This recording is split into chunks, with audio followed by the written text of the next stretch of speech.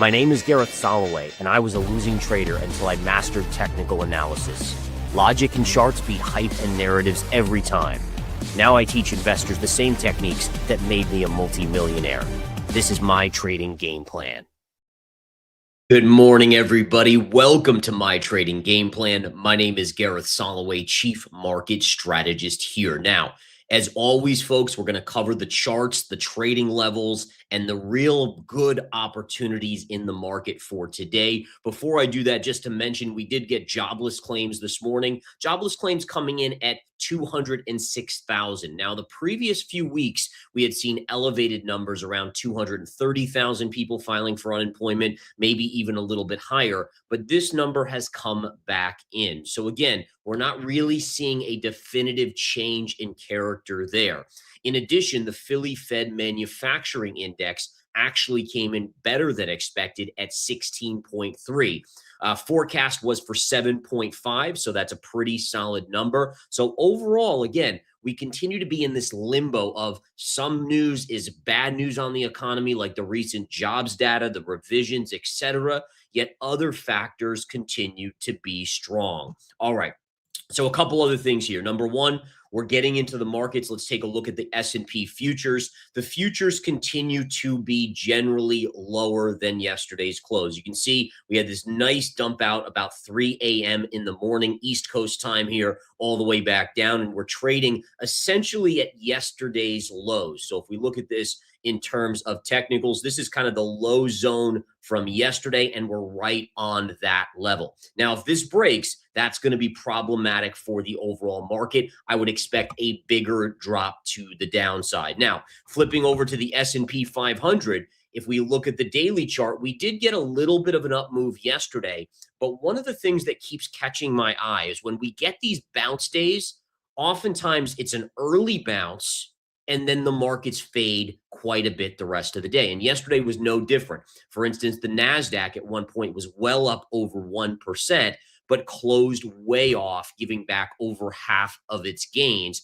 throughout the afternoon session. And so again, this is telling us that these bounces, they're weak. There's some players that are selling into them. And generally, that's not mom and pops. That's not 401k investors. That's most likely institutional money. So just be on alert about that.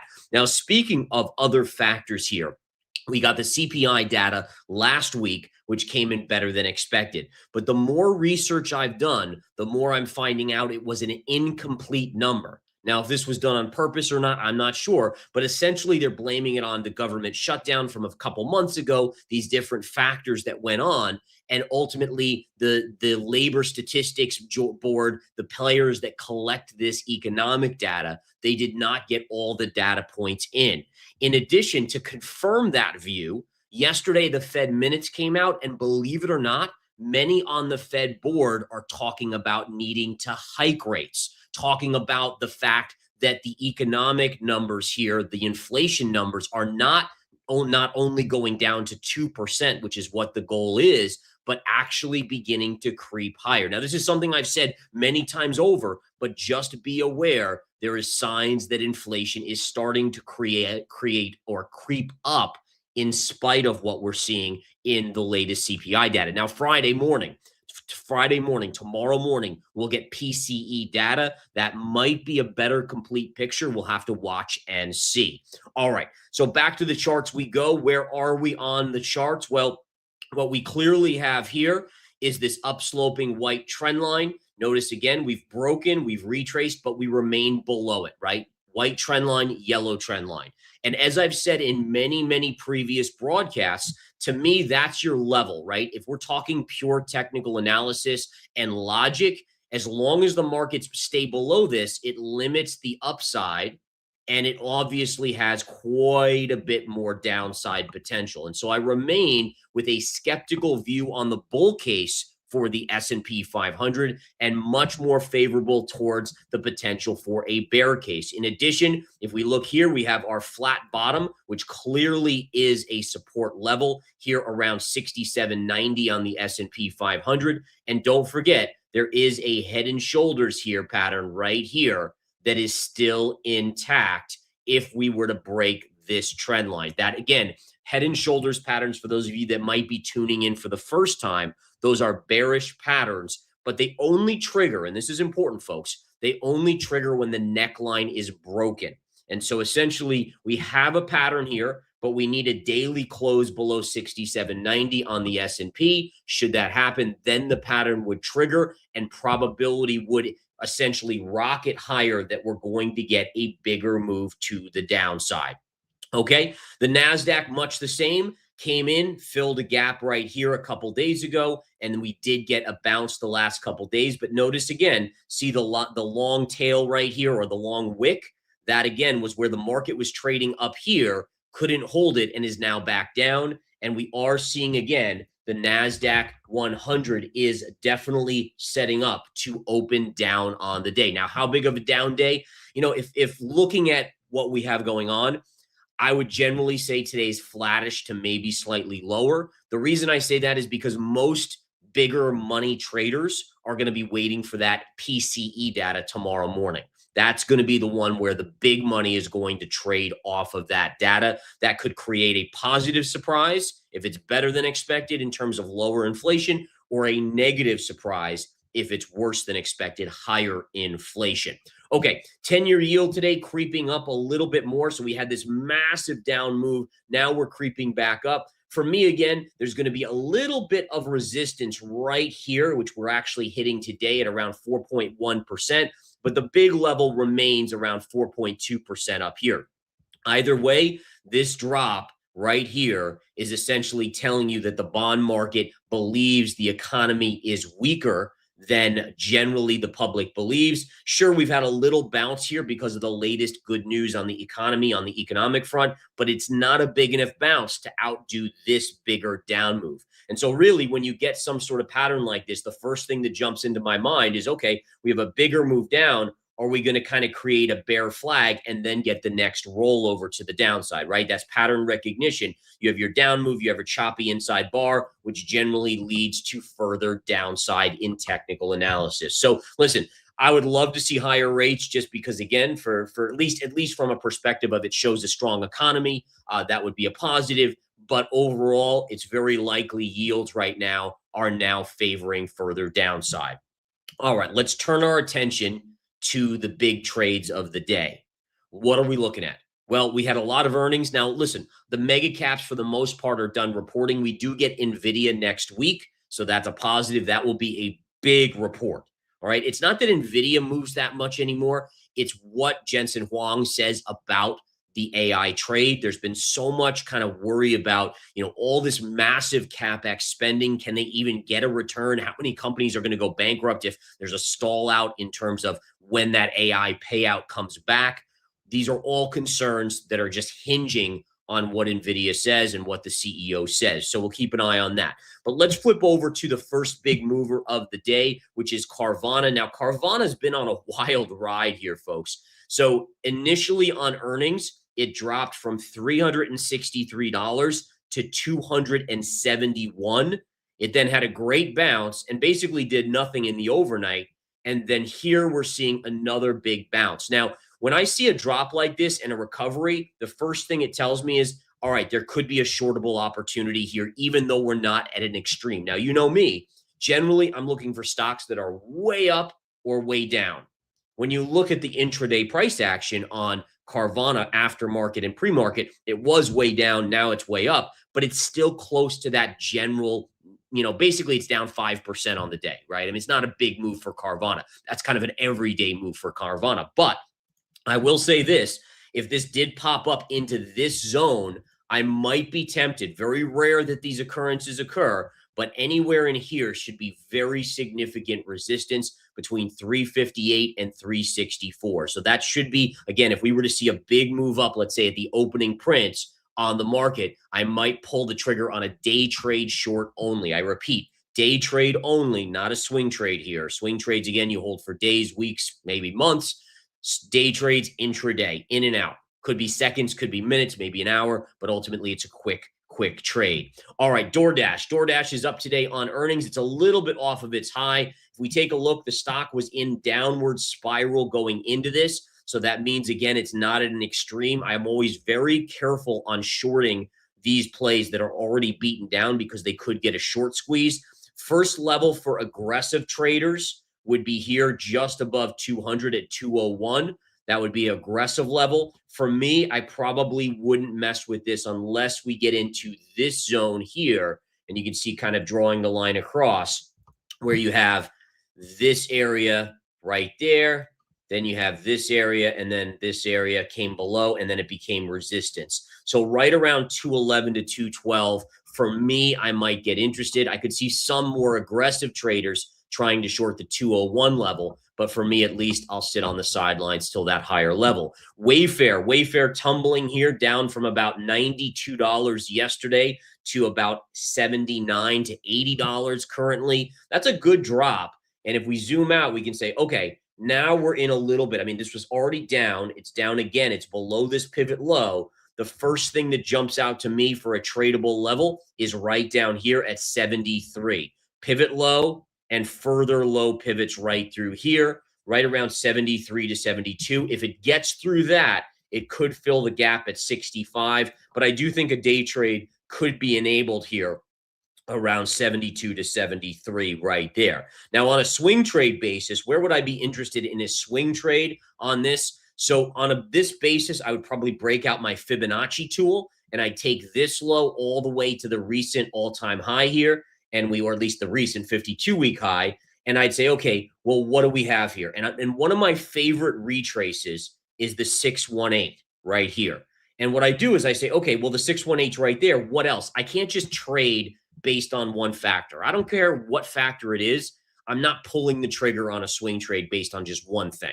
I need multiple things because the more factors you stack, the probability of success goes up. So one factor, yeah, 60, 65%. Some people would be okay with that. I'm not in terms of a win rate.